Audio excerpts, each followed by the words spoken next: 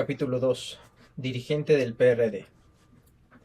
En 1996 pasé sin demasiados tropiezos de lo regional a lo nacional y asumí la presidencia del PRD.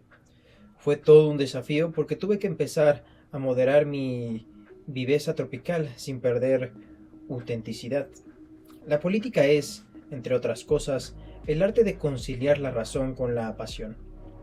Asumí ese cargo el 3 de agosto de 1996, tras una contienda en la que participaron Amalia García Medina y Eberto Castillo.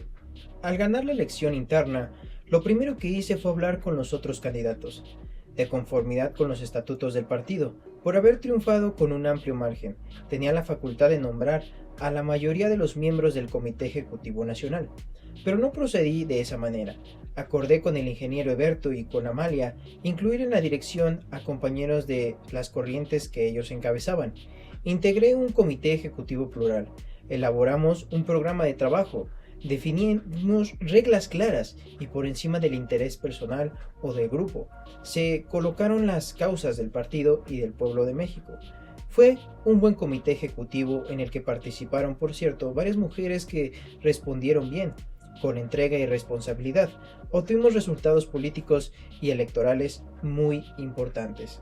Mientras fui dirigente nacional del PRD, Ernesto Zedillo era presidente de la República. Con él tuve una relación tirante. Comenzó más o menos bien. Mi antecesor, el licenciado Porfirio Muñoz Ledo, había logrado con Zedillo y con otras fuerzas políticas cambios importantes en las reglas electorales. Esto fue posible, en gran medida, gracias al movimiento del Ejército Zapatista de Liberación Nacional, EZLN, porque las consecuencias en el terreno democrático pocas veces se dan por voluntad o gracia de los de arriba. Cuando se avanza es porque hay detrás un movimiento social o una circunstancia específica. El zapatismo contribuyó mucho por estos cambios durante el gobierno de Zedillo. Por ejemplo, cuando se creó el primer Consejo General del Instituto Federal Electoral, IFE, el titular del Poder Ejecutivo estuvo de acuerdo en que fuese plural, sin el predominio del PRI. Antes, este consejo dependía del secretario de Gobernación y con Zedillo se hizo autónomo. A los consejeros se nombró a partir de un acuerdo entre partidos. Ellos tenían el poder, pero aceptaron proponer solo 2 consejeros, el PAN 2, nosotros 3 y el Partido del Trabajo PT 1, de origen. En el nuevo Consejo General del IFE, el PRI ya no tenía mayoría. Como dirigente del PRD me tocó encabezar esta negociación. Nos trabábamos por 2 asuntos. Primero, porque el PRI y el PAN estaban decididos a designar como consejero presidente a Jorge Alcocer. Ya lo habían negociado los priistas con Diego Fernández de Ceballos y con Felipe Calderón, entonces presidente nacional del PAN, a lo cual nos opusimos porque no le teníamos confianza. En 1988 Alcocer había estado con nosotros y en el 2000 con el PRI. En la campaña de Francisco Labastida, ahora está enfermo y le deseo que sane y siga manteniendo su vasta inteligencia. Tras argumentar nuestras inconformidades, logramos que retiraran la candidatura de Alcocer y se propuso conjuntamente a un constitucionalista, don Héctor Félix Zamudio, pero él no aceptó. La tercera presupuesto recayó en el entonces presidente del Colegio de México, Andrés Lira González, quien también declinó. Considero que esta postura habla bien de ellos porque el sistema político mexicano casi nadie dice que no cuando se trata de estos ofrecimientos. La cuarta opinión fue José Wildenberg. Él se aceptó y se logró el consenso. Por cierto, ese Consejo General no actuó mal, sobre todo si se compara con la indigna y tramposa actitud de los posteriores consejos del IFE y del Instituto Nacional Electoral INE, como un personaje lamentable que en 2006 participó en el fraude electoral, empleado de Elba Ester Gordillo, y el que terminó en abril de 2023, cuyo nombre es preferible olvidar y que casi al día siguiente del final de su encargo anunció que se iba de comentarista de Carlos Loret de Mola, un periodista corrupto y defensor del antiguo régimen. El otro asunto complejo fue el de la apertura de la televisión a los partidos políticos. Me consta que a finales de 1996, hace relativamente poco, a los partidos de oposición no se les permitía ni siquiera contratar publicidad para comunicarse por televisión. Al llegar a la presidencia del PRD me propuse romper ese bloque. Con ese propósito se contrató al publicista Teresa Struck, quien hizo los primeros mensajes de 30 segundos para las elecciones municipales del Estado de México, que se realizaron en noviembre de ese año. Sin embargo, las televisoras no quisieron transmitirlos ni aunque se pagaran, a pesar de que su contenido era realmente moderado. Por eso, cuando estábamos en la mesa de acuerdos de la Secretaría de Gobernación, amenacé con retirarnos si no se tramitaran nuestros mensajes. Así fue como, luego de la intervención de Gobernación, comenzaron a vendernos tiempo para nuestras campañas. Esto explica, en parte, por qué Zedillo y el régimen permitieron la integración plural del Consejo General del IFE. De seguro, calcularon que el Estado o los oligarcas contaban, como sucede hasta ahora, con varios instrumentos y mecanismos para inclinar la balanza durante los procesos electorales y seguir simulando que había democracia en México. El poder mediático es el más socorrido en los últimos tiempos. Los potentados ya no necesitan los golpes militares o la invasión de territorios, porque si logran controlar en su totalidad o en su gran mayoría los medios convencionales de comunicación, pueden contar con una fuerza muy poderosa que, manipulando y desinformando, puede acabar con gobiernos legales y legítimos o con opositores que se atrevan a quitarles privilegios a las minorías en beneficio del pueblo. Bien decía uno de los mejores periodistas del mundo, Ryszard Kapuscinski, fallecido en la primera década de este siglo, que cuando se descubrió que la información era negocio, la verdad dejó de ser importante. También con Zedillo me tocó ver la parte de la negociación sobre el financiamiento de los partidos políticos, y desde ese entonces hemos expresado nuestro desacuerdo por el cuestionoso gasto en campañas políticas. En la legislación electoral de agosto de 1997 se decidió entregar muchísimo dinero a los partidos políticos. Rechazamos ese ordenamiento en particular, pero aún así se aprobó. En congruencia, nosotros decidimos utilizar solo lo indispensable para las tareas del partido. El excedente se destinó a otros propósitos. Una parte se ocupó para comprar libros de secundaria que fueron entregados a 700,000 alumnos de los municipios más pobres del país. Otra parte se utilizó para apoyar con becas a viudas y huérfanos de compañeros asesinados durante el salinismo. Una tercera parte se destinó para abrir oficinas en ciudades fronterizas y proteger a los trabajadores mexicanos que emigraron a Estados Unidos y son vejados o maltratados. Zedillo me había advertido que me vería cobrando el cheque, y como obviamente no le di ese gusto, se enojó tanto con nuestro proceder que su secretario de Educación, Miguel Limón Rojas, trató de prohibir que se entregaran los libros de secundaria en los municipios donde gobernábamos. Como no pudo, desde entonces el gobierno federal decidió incluir en la entrega gratuita de los libros de texto también a los alumnos y alumnas de secundaria. Hasta entonces, madres y padres de familia tenían que comprar estos libros, pero desde ese momento los empezó a otorgar el gobierno. Esto fue una de esas importantes y pequeñas cosas que hicimos a favor del pueblo sin estar en la presidencia. Otro punto del distanciamiento con Zedillo tuvo lugar cuando se echó para atrás en la aprobación de los acuerdos de San Andrés Larrainzar. En ese entonces, los miembros de la Comisión de Concordia y Pacificación, COCOPA, habían empeñado su palabra con los zapatistas de cumplir esos acuerdos. El ingeniero Eberto Castillo, miembro de esa comisión en su calidad de senador, había trabajado con intención para la pacificación de Chiapas. Recuerdo que se molestó mucho porque Zedillo se retractó, pero también se echaron para atrás el representante del PAN, el senador Luis H. Álvarez y otros. El caso es que los acuerdos quedaron sin efecto. El gobierno usó el pretexto de que al firmar un documento de esa naturaleza se estaría sentando las bases para la fragmentación del país, es decir, su balcanización. Se dijo que otorgar la autonomía a las comunidades indígenas implicaba ceder los recursos naturales y el petróleo. cuando en los acuerdos se hablaba de respetar el dominio de la nación sobre la riqueza del subsuelo y otros bienes. El punto es que el gobierno federal incumplió los acuerdos de San Andrés Larraín en el sentido de garantizar la autonomía de los pueblos indígenas. Me parece pertinente definir mi posición sobre el subcomandante Marcos o capitán insurgente Marcos, como se hace llamar ahora. Siempre lo he considerado un hombre inteligente, aunque no comparto del todo su visión política.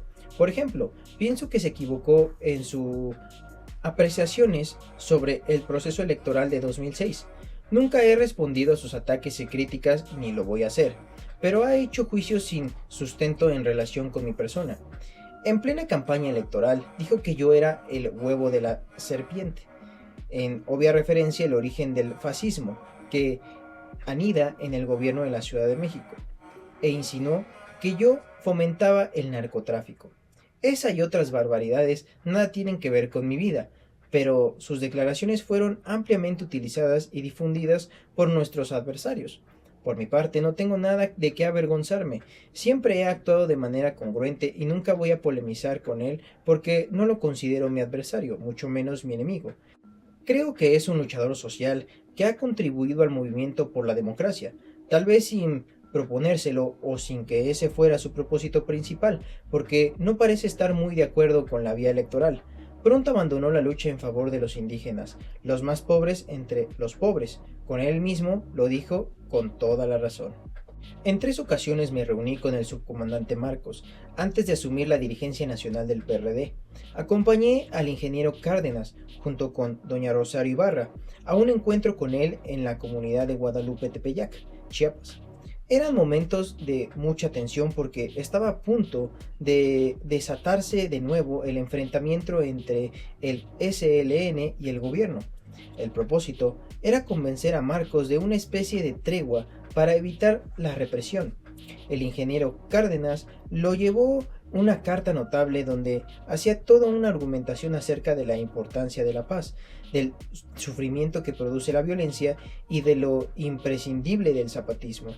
No sé si se haya publicado, pero era una carta muy profunda y sobre todo muy oportuna. Marcos se convenció y días después planteó la tregua a través de un comunicado. Nos quedamos muy contentos porque se había logrado el propósito de detener una confrontación, aunque tiempo después Zedillo no supo valorar la importancia del diálogo y del acuerdo, y el 9 de febrero de 1995 ordenó la represión. Luego los dirigentes no indígenas del zapatismo negros negociaron, y al parecer se olvidaron de cuestionar a los oligarcas y sus personeros, pero solo cuestionar nuestra lucha, al grado que cuando en 2021 perdimos a la monarquía española que ofreciera disculpas por la represión a los pueblos originarios, como también lo hicimos nosotros. Ellos organizaron una gira por la península ibérica para atacarnos sin motivo ni razón, como haciéndoles el juego a los potentados extranjeros. La ruptura política definitiva con Zedillo se dio a partir de que decidió convertir deudas privadas de unos cuantos en deudas públicas mediante el Fondo Bancario de Protección al Ahorro FOBAPROA. Esa irregularidad la denuncié en 1997, por primera vez, luego de una reunión que sostuvimos y en la cual se le escapó comentarme sobre esa decisión, aunque para entonces yo ya tenía indicios.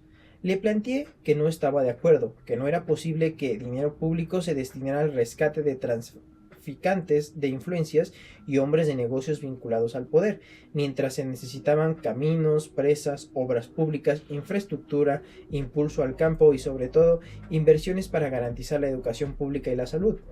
¿Por qué vamos a rescatar a los banqueros?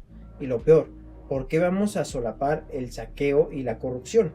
En esa ocasión le puse como ejemplo que si un comerciante o cualquier persona fracasaba, tenía que ver cómo le hacía porque el gobierno no iba a rescatarlo, y que si había que rescatar a alguien con el presupuesto público, que es dinero de todo el pueblo, se tenía que pensar primero en millones de mexicanos que padecían y padecen pobreza y marginación. Zedillo respondió que no compartía mi punto de vista, y desde ese tiempo rompimos. Comencé entonces a denunciar el que ha sido posiblemente el mayor robo que se ha cometido en México desde la época colonial, Además, Zedillo mintió al asegurar que en su segundo informe de gobierno que el rescate financiero nos iba a costar 180 millones de pesos cuando en realidad se trata de una deuda de alrededor de 3 billones de pesos, incluyendo el capital principal y los intereses ya pagados y por vencerse en el futuro, es decir, más de 20 veces lo que afirmó el tan distinguido y alabado tecnócrata. Fue tan grande la discrepancia con Zedillo por este tema que nunca volvimos a encontrarnos. Cuando gané la jefatura de gobierno del Distrito Federal en julio del 2000, no se comunicó conmigo, solo felicitó a Vicente Fox por su triunfo en la elección presidencial. Después, él se fue a radicar al extranjero y no lo he vuelto a ver. Ahora pertenece al grupo de empresarios de derecha contratados y utilizados junto a Mario Vargas Llosa y otros intelectuales y políticos inmorales para hablar mal de los gobiernos populares del mundo que no son del agrado de las oligarquías y de los poderosos hegemónicos. El caso Fobaproa mostró con claridad que la política económica aplicada desde la época de Salinas tenía como principal lineamiento privilegiar los intereses financieros sobre las demandas sociales y aún sobre el interés público. Más allá del discurso neoliberal y del fundamentalismo tecnocrático, el hecho evidente es que esa política económica solo buscaba satisfacer la voracidad de las minorías, sin interés alguno por el destino del país, ni mucho menos por los reclamos de todo un pueblo que se agotaba en la injusticia y la pobreza. En la práctica, el gobierno se convirtió durante el periodo neoliberal en un comité al servicio de un puñado de especuladores y traficantes de influencias. Solo así se explica que se haya considerado más importante el rescate bancario que el bienestar de la mayoría de los mexicanos. Todo comenzó cuando Salinas se propuso crear la nueva clase de empresarial mexicana, vinculada a sus intereses políticos. Durante su gobierno entregó a particulares, empresas y bancos propiedad de la nación en una escala nunca vista en la historia de México. Todos se llevó a cabo sin legalidad ni transparencia. Así surgió la nueva camada de banqueros salinistas. Solo 3 tenían experiencia bancaria, los demás eran propietarios de casas de bolsa o no contaban con ningún mérito empresarial, y algunos incluso tenían una dudosa reputación y hasta antecedentes penales. Como era de esperarse, los bancos privatizados operaron sin ningún tipo de supervisión ni control, lo que dio lugar a que los mismos accionistas se autoprestaran y otorgaran créditos por consigna o influyentismo. Al estallar la crisis de 1995, Ernesto Zedillo, en vez de transparentar el quebranto bancario, dimensionarlo, fincar responsabilidades y buscar el menor costo para las finanzas públicas, optó por la simulación, el engaño, la ilegalidad y hasta por el quebranto constitucional. Al inicio del sexenio de Zedillo se creó la Unidad Coordinadora del Acuerdo Bancario Empresarial UCABE, a cargo de Eduardo Bursch, expresidente del Consejo Coordinador Empresarial CCE, encargado de recaudar las aportaciones económicas para Francisco Labastida como precandidato del PRI y a la presidencia de la República, y posteriormente gobernador del estado de Sonora. La UCABE, conocida como el Barzón de los Ricos, sirvió de instrumento para reestructurar créditos a favor de grandes empresas con pérdidas millonarias para el erario. La justificación era que, al rescatar de la quiebra a las empresas más importantes del país, estas, como por arte de magia, jalarían a los demás. Tal razonamiento solo sirvió para encubrir el tráfico de influencias y permitir operaciones fraudulentas de todo tipo. Más tarde se utilizó al Fobaproa, un fideicomiso que, sin facultades legales, compró a los bancos carácter chatarra por miles de millones de pesos, a sabiendas de que los créditos no iban a ser recuperados porque tenían problemas de origen, es decir, fueron otorgados sin garantías y sin el debido sustento documental. Para llevar a cabo todas estas operaciones, los funcionarios del Fobaproa, con el aval del gobierno federal, suscribieron por medio de la Secretaría de Hacienda pagarés a favor de los bancos. Esto constituyó una flagrante violación a la Constitución, pues el Poder Legislativo es el único que tiene facultad para autorizar endeudamiento público, tanto en el ámbito interno como en el externo. Por si fuera poco, en el manejo del fideicomiso hubo un cúmulo de irregularidades y violaciones a la ley que hicieron aún más grande el quebranto financiero financiero. Hubo un influyentismo al más alto nivel. Se recibieron bienes de dación de pago con avalúos inflados y se vendieron activos a precios irrisorios. Hasta hace no mucho, el Instituto para la Protección del Ahorro Bancario, IPAF, organismo que sustituyó al FOBAPROA, remató casas o departamentos a razón de 3,000 pesos a los hijos de Marta Sagún, esposa de Vicente Fox. Uno de los tantos casos de corrupción e influyentismo fue el rescate carretero. Por ejemplo, se pagó una indemnización al Grupo Mexicano del Desarrollo de la familia Ballesteros, en condiciones totalmente dañinas para las finanzas públicas. Esta empresa, con el manejo de influencias, solicitó a finales de 1997 una indemnización por $309 millones en el marco del rescate carretero por la autopista Cuernavaca-Acapulco.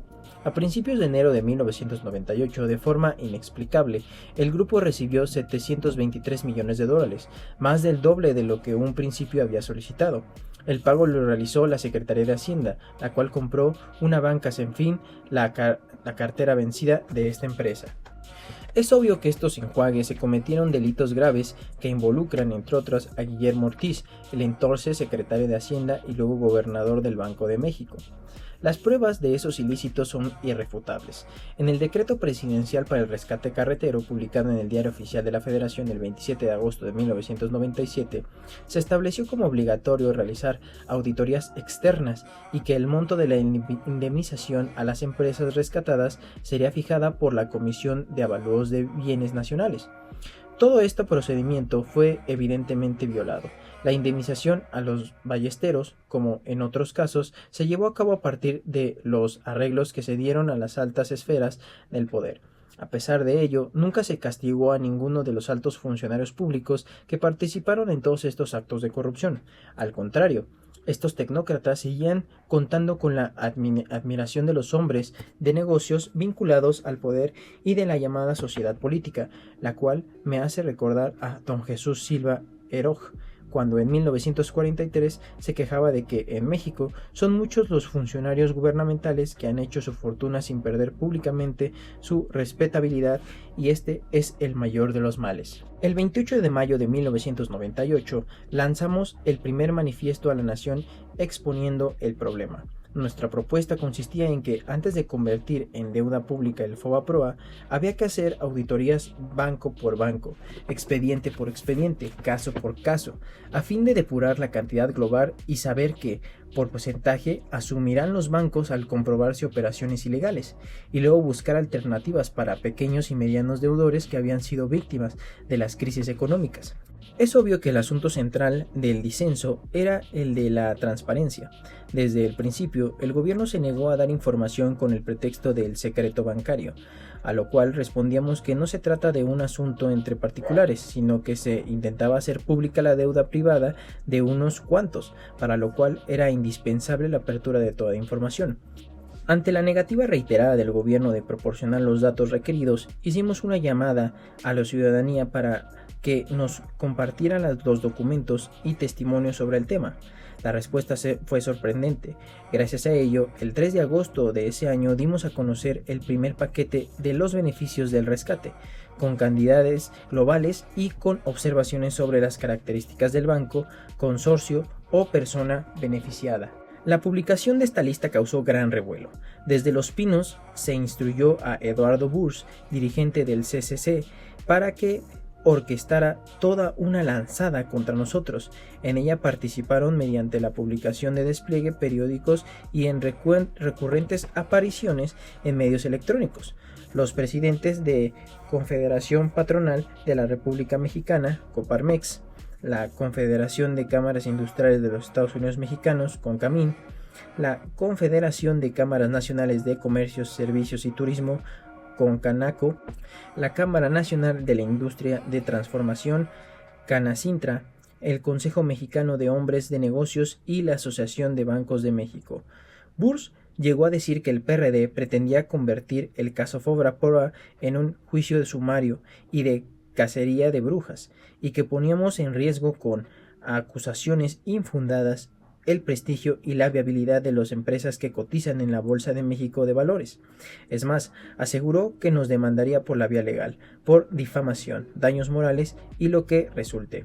Como es obvio, nunca se atrevieron a presentar ninguna denuncia por la sencilla razón de que todo lo que decíamos era cierto, y los dirigentes empresariales mecanizados eran cómplices del saqueo. Tras la publicación de las listas, convocamos a una consulta pública nacional sobre el FOBAPROA, en medio de las presiones del gobierno, enfrentando amenazas y actos de provocación. Recorrí en 15 días todas las capitales de los estados para reunirme con dirigentes estatales del PRD y con representantes de las organizaciones sociales y ciudadanas. En esa gira, logramos que todo el partido se volcara a informar a la población sobre el FOBAPROA.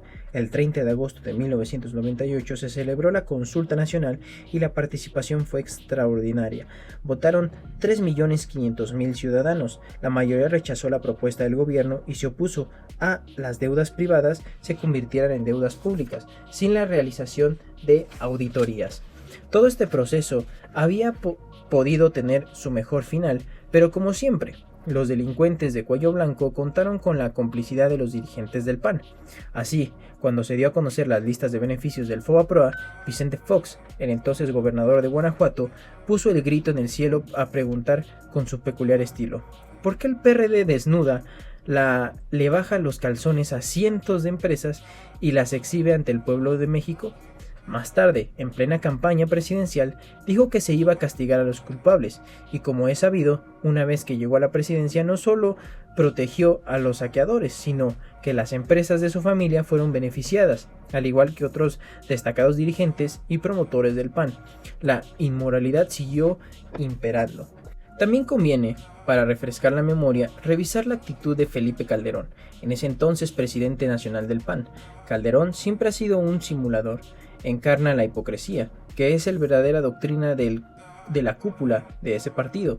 El 28 de octubre de 1998 acudimos juntos a una mesa de debate en Monitor Radio con el periodista José Gutiérrez Vivó, donde Calderón aseguró que el PAN no aprobaría el FOBAPROA. Veamos lo que afirmó. AMLO: ustedes acordaron con el gobierno resolver el asunto del FOBAPROA sin castigo a los responsables y sin que las auditorías. Gutiérrez Vivó: a ver, ¿le va a contestar? Calderón: nosotros no vamos a aprobar el FOBAPROA, Andrés Manuel. AMLO: aquí el tema es, ¿van a aprobar el dictamen con el PRI a principios de noviembre sobre el FOBAPROA, sí o no? AMLO: ¿sí? Calderón: no. AMLO: ah, perfecto, ya está. Gutiérrez Vivó: ya le dijo que no. AMLO: ya está. Calderón: ya. AMLO: vámonos. No obstante, mes y medio después, en la madrugada del 12 de diciembre, con 325 votos del PAN y del PRI, el FOBAPROA fue aprobado. Al frente del PRD obtuvimos logros electorales muy importantes. Dio resultados la dedicación para fortalecer la organización del partido y trabajar bajo y con la gente. Como lo he expresado tantas veces, la actividad política requiere pensamiento y acción. Claro, es importante el pensamiento, la reflexión, pero también es fundamental el trato que suele acompañarse de la buena fortuna. Dicen que los pedacitos de suerte se reparten de madrugada y por eso conviene levantarse temprano.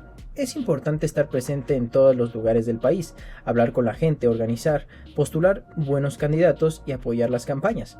Las primeras elecciones locales que me tocaron fue las del Estado de México, Guerrero e Hidalgo, y me dediqué a recorrer sus municipios para levantar el partido y al mismo tiempo buscar buenos candidatos. Luchar por la vía electoral implica apegarse a ciertas reglas. Una de ellas es postular candidatos que cuenten con el reconocimiento de la población.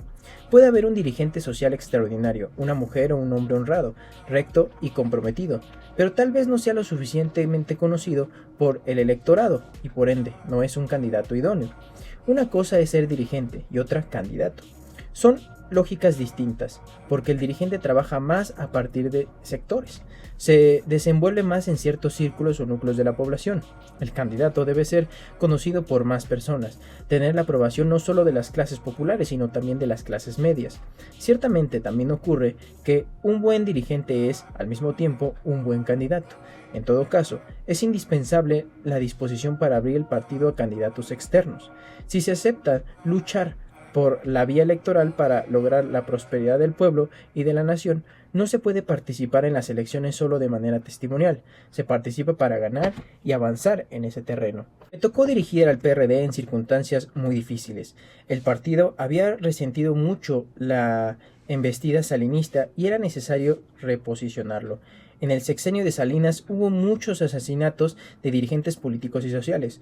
Durante su gobierno perdieron la vida alrededor de 600 militares y simpatizantes de nuestra organización política. Es algo que nunca se debe olvidar. El régimen salinista había decidido destruir al PRD y negociar con el PAN. En ese tiempo se empezó a constituir la alianza entre el PRI y el PAN, la cual dio lugar a la componenda que hoy conocemos como PRIAN. Mientras que el PAN le respetaban los triunfos electorales, ganó su primera gobernatura en Baja California en 1989. A nosotros nos hacían fraude en todos lados. No solo eso, con la complicidad de los medios de comunicación, sobre todo de la televisión, pusieron en marcha una estrategia de desprestigio, intimidación y miedo. Muchas veces repitieron que el PRD era el partido de la sangre y de la violencia. Al mismo tiempo utilizaban los recursos públicos y los programas sociales para traficar con la pobreza de la gente y comprar lealtades con fines electorales. Como resulta de esas acciones, después de que en 1988 la candidatura del ingeniero Cárdenas obtuvo a nivel nacional 30.8% de los votos, según las muy cuestionables cifras oficiales, en las elecciones de 1991 para renovar el Congreso bajaron al 9% nuestros sufragios. Es decir, nos barrieron. Querían desaparecernos por completo. Nos dieron trato de enemigos a destruir, no de adversarios a vencer. Ya desde los tiempos de Salinas existía la idea de consolidar el bipartidismo. Se apostaba a lo largo muy parecido al sistema político estadounidense, de dos partidos, pensando desde luego en eliminar de la escena política electoral. Nuestros adversarios querían la alternación entre el PRI y el PAN, pero sin ningún cambio fundamental, porque la diferencia entre estos partidos es como lo que puede haber contra el Coca-Cola y Pepsi Coca-Cola. Para entonces, el revolucionario institucional había perdido todo rastro del contenido social de su ideología original y coincidía con Acción Nacional en lo sustancial de la política económica, en tanto que el panismo empezaba a prescindir de las posturas a favor de la formalidad democrática y aprendía a paso acelerado las malas artes de la adulteración de la voluntad popular. Las franquicias de esos dos partidos llegaron a estar en manos de las oligarquías y los usaban según les convenía, afiliándose y haciéndose postular por uno o por otro, o bien utilizando a ambos en la defensa de sus intereses. Últimamente, como ya les acabo de el truco de la supuesta alternancia, han decidido descansarse y actúan sin tapujos con un solo partido, el PRIAN y asociados, lo que he demostrado en el bloque conservador. En esencia, a los que se creían amos y señores de México no les convenía que participáramos y que tuviéramos buenos resultados, porque la opción que representábamos era distinta, significaba aspirar a un cambio verdadero, más allá de lo electoral. Era y sigue siendo dar a la participación política una dimensión social, luchar contra la desigualdad económica, la corrupción y la impunidad, reivindicar las demandas de la mayoría, ser consecuentes con la consigna, arriba los de abajo, lo cual no debe leerse como abajo los de arriba, sino como abajo los privilegios. Decididos a no ser relegados, buscamos coligarnos con el Centro de Acción Política y lo conseguimos. En la elección federal intermedia de 1997, el PRD reemplazó al PAN como segunda fuerza en la Cámara de Diputados. Esto se logró con el trabajo de base, con la unidad y con la postulación de candidatos externos. Aunque no cualquiera pudo ser candidato, se cuidaron perfiles y trayectorias. No abrimos las puertas de par en par y nos reservamos el derecho de admisión. En fin, aun cuando las candidaturas externas siempre generan polémica, logramos consenso en el interior del partido. Nunca hubo un reclamo por la invitación a algún personaje de la sociedad civil para que se incorporara como candidato del PRD. Casi no hubo problemas, y si entraron personas que venían del PRI y otras sin partido, por esa apertura fueron legisladores Bernardo Beatis, Mario Rojo, Ricardo García Sainz, Enrique González Pedrera y otros más. Durante el tiempo que fui presidente del PRD, se alcanzaron los siguientes resultados electorales. A fines de 1996, en las elecciones locales del Estado de México, pasamos de gobierno 7 municipios a 27, incluyendo Ciudad Nezahualcóyotl, de los más poblados del país. En Guerrero gobernamos 13 municipios y triunfamos en 21. En Hidalgo solo gobernamos a Tezontepec de Aldama, y en la elección del 10 de noviembre de 1996 ganamos 7 ayuntamientos.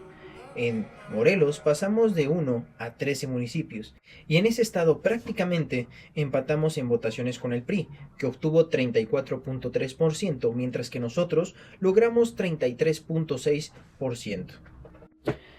En el caso de Ricardo Monreal es muy intrascendente. El presidente Zedillo no quería que Monreal fuera el candidato del PRI al gobierno de Zacatecas en las elecciones de 1998. Sin embargo, Ricardo tenía mucha aceptación en su estado natal. El enojo de Zedillo se había originado porque Ricardo acudió a la presentación del libro de La Neta 2, escrito por el conviva periodista Manu Dorvier, en donde hacía alguna crítica a la esposa del presidente. Ricardo fue acusado de promover el libro y fue hecho a un lado en el proceso de selección interna del PRI, partido en el que militaba. Nosotros teníamos en Zacatecas muy poca presencia. El PRD obtenía un promedio de 5% de votos en cada elección. Cuando Ricardo decidió buscarnos para contender por el PRD a la gobernatura, los precandidatos de nuestro partido aceptaron declinar y darle el espacio.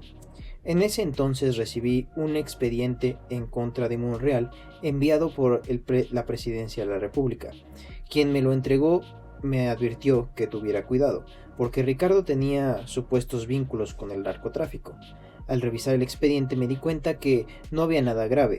Creo que acusaban a uno de sus 14 hermanos de haber comprado un caballo robado, o algo así. Es decir, se trataba de una maniobra para evitar que lo postuláramos como candidato. Era común que el régimen tuviera un afán de intervenir en las elecciones de aspirantes de los partidos de oposición. El poder quería candidatos opositores a modo, es decir, perdedores. Hay adversarios nuestros, incluso gobernadores del PRI y del PAN, que se entrometían en la vida de los partidos. Se llegaba al extremo de apoyar con despensas, materiales de construcción o con dinero a precandidatos de la oposición para que ganaran las elecciones internas, a sabiendas que iban a perder las constitucionales.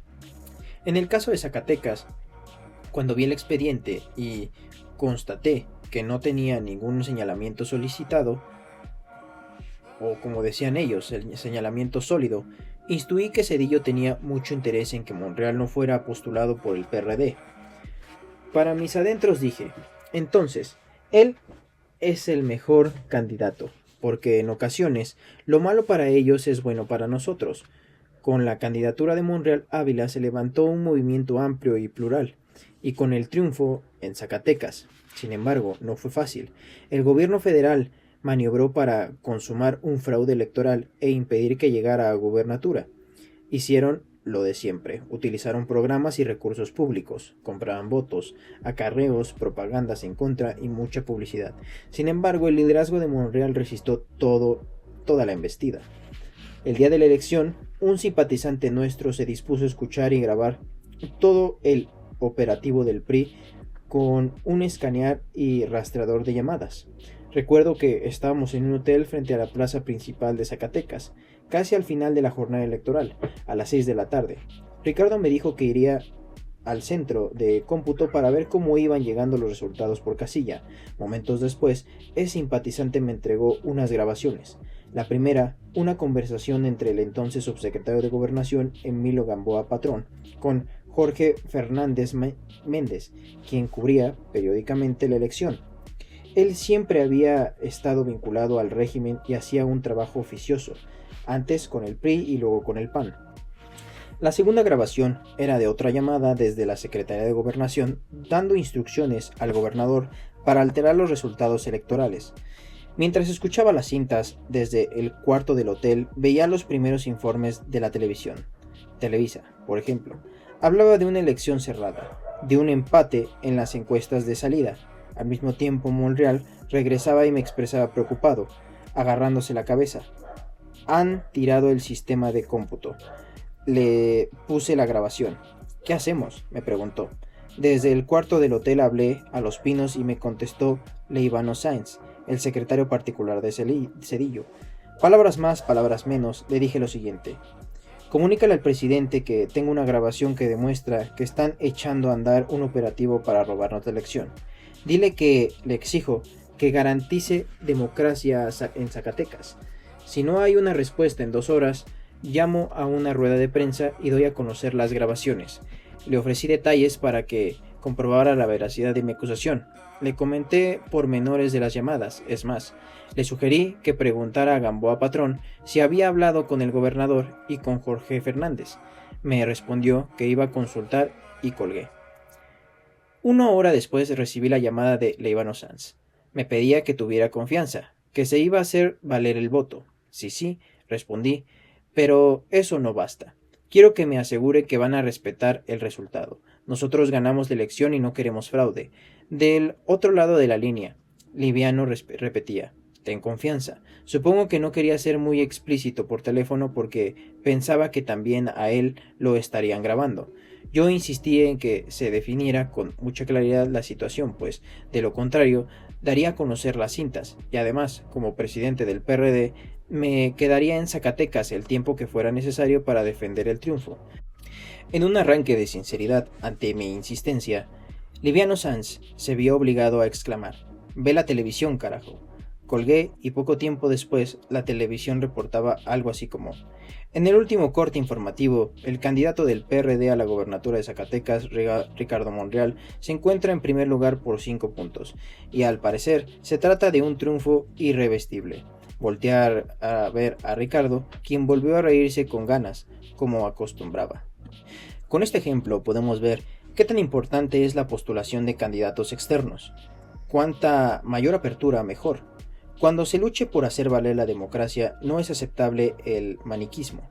Los políticos no se dividen entre buenos y malos, se distinguen sobre todo por su forma de actuar en determinadas circunstancias. Los fundadores del PRD no éramos los únicos con derecho a participar. Repetía y repetía, el PRD no es nadie, no tiene dueño, es de todos. Es un instrumento de lucha al servicio social, entonces, no se trata de buenos o malos, o de quién llegó primero. Esto tiene que ver con la congruencia. Puede tratarse de una persona que viene del PRI, pero al momento de tomar postura y empezar a actuar en el movimiento popular, en el movimiento de izquierda, tiene una actitud distinta. No se puede cuestionar o juzgar a priori, a rajatabla. Hay que cuidar los principios, pero debe concederse el beneficio de la duda. En política hay que correr riesgos para avanzar. Es indispensable equilibrar principios con eficacia. Con más razón ahora, cuando existe una derecha neofascista y voraz, se requiere la unidad de todos los que nos situamos en el abanico de fuerza progresista. No estamos para ponernos muy exigentes, para exquisiteces, para decir, este compañero sí, este no. Este tiene una manchita, este otro es puro. Así no se puede. La política la hacen hombres y mujeres, no se hace con santos. Por eso hay que tener una visión amplia y abierta para prevenir lo fundamental y no fijarse nada más en lo accesorio. Por otro lado, aunque se trata de un asunto muy difícil, se debe tomar en cuenta que la discrepancia se dan en cualquier movimiento popular. El problema de la estrategia política suele presentarse con todo rigor. Es motivo de desacuerdos y hasta puede provocar desprendimientos en cualquier movimiento político de transformación. Así ha ocurrido en el proceso histórico mexicano. A este problema se enfrentaron los liberales en el siglo XIX, divididos entre puros y moderados. Los hombres de la Reforma, aunque estaban de acuerdo en los principios y el programa, diferían en la estrategia. Los puros estaban por el camino rápido y los moderados por el gradualismo. Los puros querían calar profundo y con celeridad en las reformas y líneas de los moderados. Era la conciliación. La política, decía Comonfort, debe vivir de la exageración.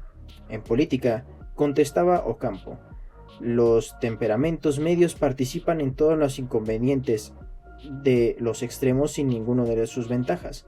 Cuando Ocampo renunció a la Secretaría de Relaciones Exteriores, sostuvo que lo hacía por estar de acuerdo con la visión del presidente Comonfort, y en 1856 escribió: dudo mucho que, con apretones de mano, como Comonfort me dijo que ha apaciguado a México y como se propone seguir gobernando, pueda conseguirlo, cuando yo creo que los apretones que se necesitan son de pescuezo. Es más, 15 días después de su renuncia, Ocampo hacía la siguiente reflexión: ¿qué son en todo esto los moderados? Parece que debería ser el eslabón que uniese a los puros con los conservadores, y en su lugar, ideológico.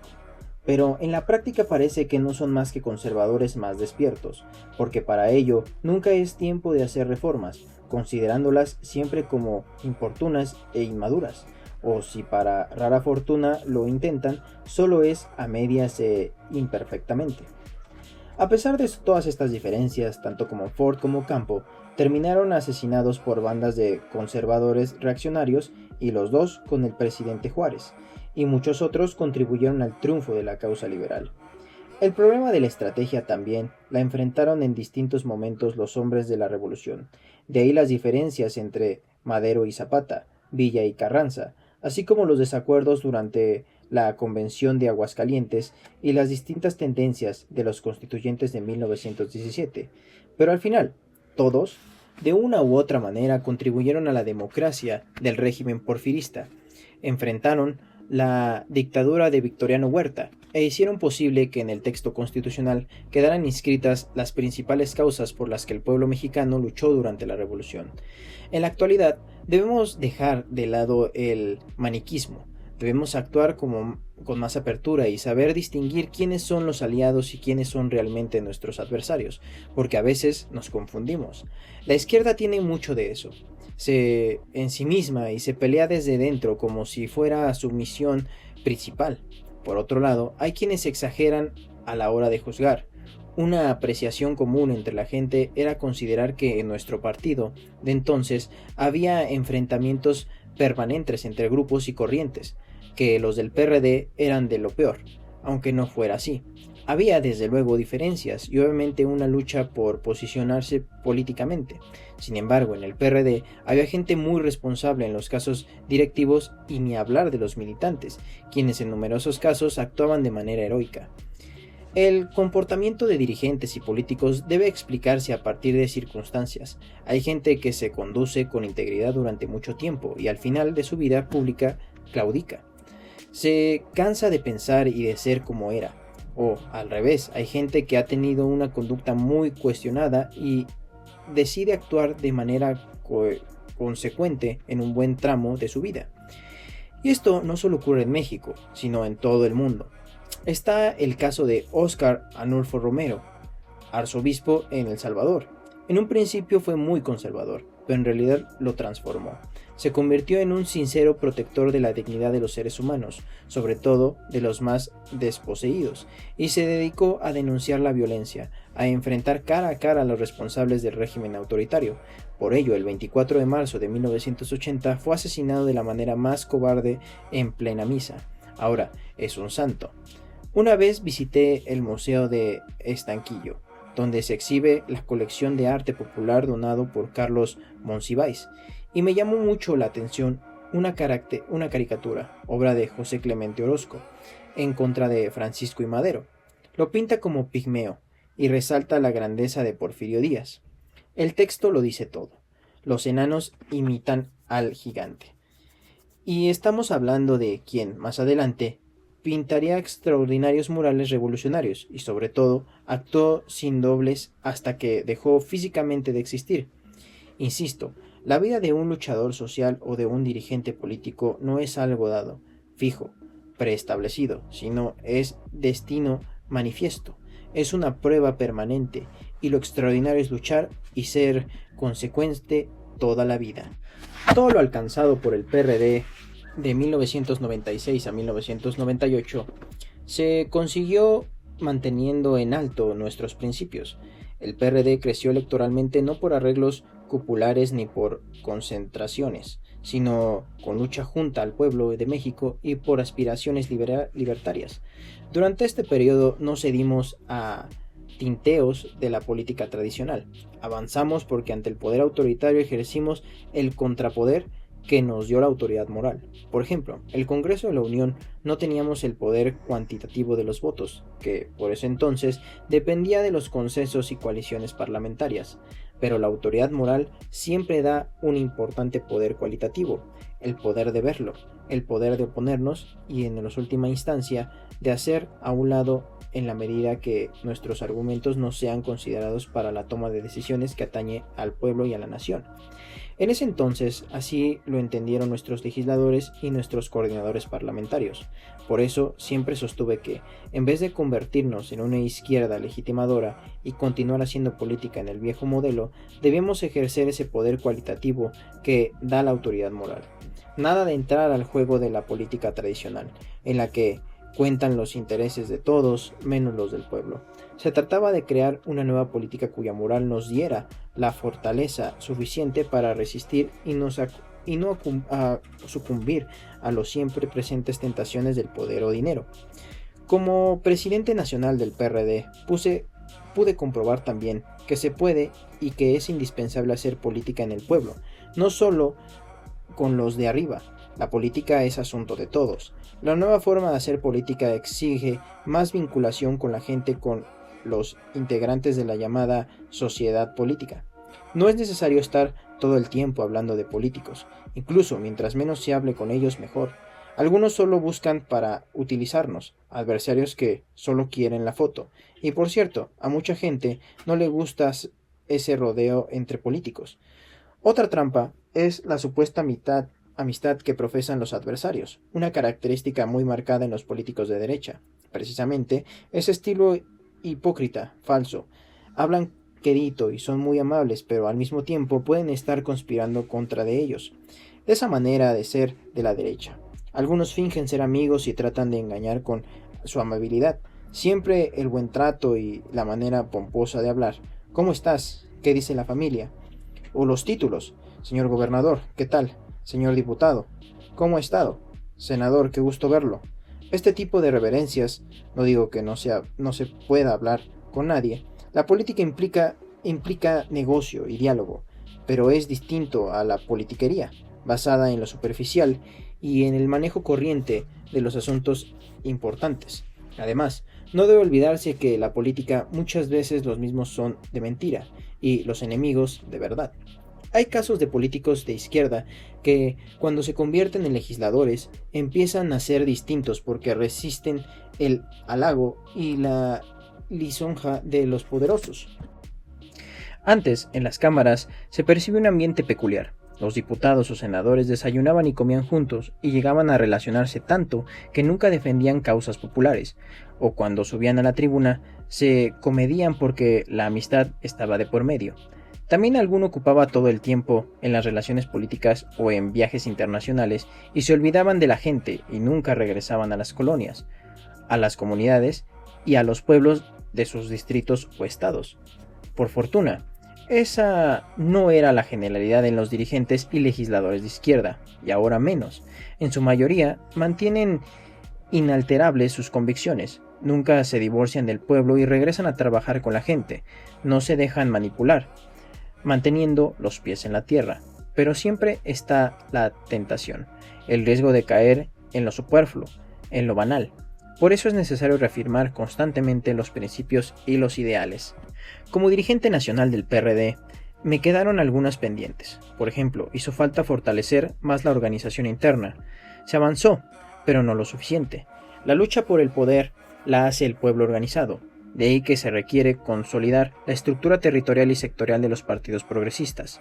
Este tipo de organizaciones requiere tiempo, paciencia y perseverancia hasta lograr el objetivo superior de transformar la vida política del país. No podemos enfrentar a una derecha autoritaria con actos espontáneos. Recuerdo una conversación que tuve en 1989 con don Sergio Méndez Aceo, el obispo de Cuernavaca. Él era, como es sabido, un sacerdote de avanzada, progresista. En esa ocasión cenamos y en la plática salió el tema de la organización. Yo insistí mucho en ello. Mira, me dijo, una vez un hombre muy pobre llegó a pedir ayuda a la Virgen, rogándole que lo apoyara porque sus hijos no tenían para comer, no tenían ropa ni zapatos, y su familia estaba en una situación económica muy difícil. A lo cual la Virgen le respondió, organízate. Esto es fundamental, aunque suele olvidarse, sobre todo ahora que está de moda suplir este importante trabajo con el programada en los medios de comunicación o con mensajes en las redes sociales. Como dirigente nacional del PRD también me faltó imprimirle al partido más principios e ideales. En el tiempo que estuve se creó una escuela de formación de cuadros políticos, pero no fue suficiente. Como ya lo expresé, si no fortalecemos los principios, el pragmatismo se propaga y puede llegar a predominar. Poner por delante los ideales es lo único que puede detener la politiquería, el nepotismo, el amiguismo, el clientelismo y la corrupción, todas esas lacras de la política tradicional. En la presidencia del PRD cometí varios errores. Uno de ellos fue al final de mi gestión, cuando decidí retirarme. Me propuse no involucrarme en el proceso electoral interno para elegir al nuevo presidente. Quise mantenerme al margen y se dio una elección muy complicada para el relevo en la presidencia. Participaron Jesús Ortega y Amalia García, y hubo confrontación y crítica por el manejo irregular del proceso. Se anularon las elecciones para que entrara el presidente interino, Pablo Gómez Álvarez. Pero fue todo un escándalo. Eso perjudicó al partido y me sentí culpable o responsable. Lo cierto es que caí en la indefinición, y en política la indefinición es funesta. Pensé que me podían acusar de querer inclinar las cosas a favor de un grupo o un candidato, y equivocándome decidí no participar para poner orden y buscar un buen desenvolvimiento del proceso interno. La elección es que en estos asuntos hay que definirse. No convienen las medias tintas. Al final de cuentas, la política consiste en escoger entre inconvenientes. Pero aclaro que una cosa es participar proporcionando reglas, clases e igualdad de condiciones para una elección interna, y otra muy distinta es inclinar la balanza a favor de alguien. Afortunadamente, ahora en Morena existe la posibilidad de elegir candidatos mediante encuestas, y este método estatutario, legal y democrático ha demostrado ser eficaz y reducir al mínimo el riesgo de reputar. Aquí añado que prefiero la encuesta al dedazo o a la decisión mafiosa y antidemocrática de las cúpulas.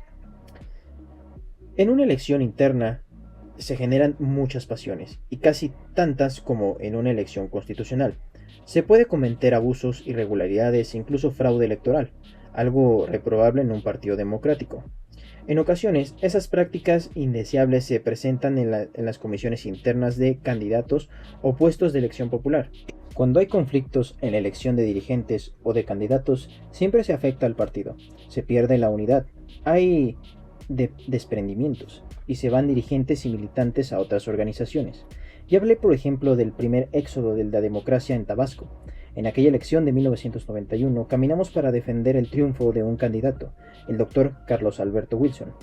Unos años después, él mismo volvió a competir para ser candidato a la presidencia del PRD en Cárdenas.